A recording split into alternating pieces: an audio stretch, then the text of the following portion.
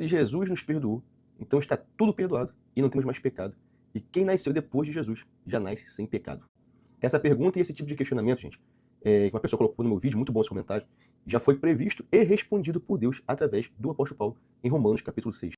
Em Romanos 6, nós temos a continuação do assunto que está sendo debatido em Romanos 5, onde a graça de Deus se mostra maior do que qualquer pecado. Se o pecado era grande, então a graça era maior ainda. A graça sempre vai suplantar o pecado. O perdão sempre vai superar a dívida, e isso é um fato na Bíblia.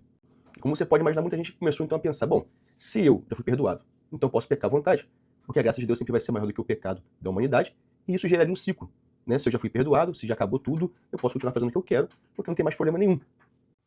Mas, gente, não é assim que funciona segundo a Bíblia. Olha o que o texto de Romanos, capítulo 6, versículo 1 em diante, nos ensina. Que diremos, pois? Permaneceremos no pecado para que a graça abunde? De modo nenhum. Nós que estamos mortos para o pecado, como viveremos ainda nele? Ou não sabeis que todos quantos fomos batizados em Jesus Cristo, fomos batizados na sua morte?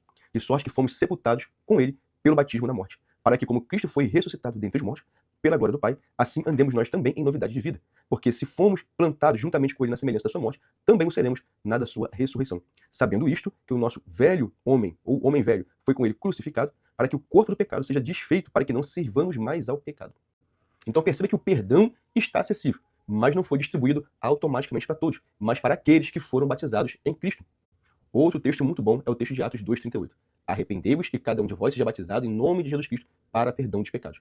Eles estavam depois da ascensão de Cristo, ouvindo a pregação, e mesmo assim precisavam se arrepender e testificar publicamente seu arrependimento através do batismo nas águas em nome de Jesus. Então, uma vez que você conscientemente decidiu seguir a Cristo, obedecendo a Ele, segundo a sua palavra, ou seja, segundo a Bíblia, você recebe o perdão. Essa é a ideia do batismo. O batismo não é, gente, um mergulho. O batismo não é você pular do tobogã dentro da água. O batismo é resultado de uma decisão de ser transformado por Cristo de obediência. Então, o texto de Romanos diz que o batismo é morrer para o pecado. E se morremos para o pecado, como é a pergunta que está lá, viveremos ainda nele? Essa é a pergunta, gente, que responde a esses questionamentos. O velho homem, a velha criatura, a velha natureza, a velha humanidade pecadora e amante dos pecados já morreu no batismo. Então a graça que nos foi dada em Cristo não é desculpa para pecar, mas é uma oportunidade para obedecer a Deus. Eu costumo dizer que Cristo não morreu e te libertou do pecado para você fazer a sua própria vontade, mas para você fazer a vontade de Deus.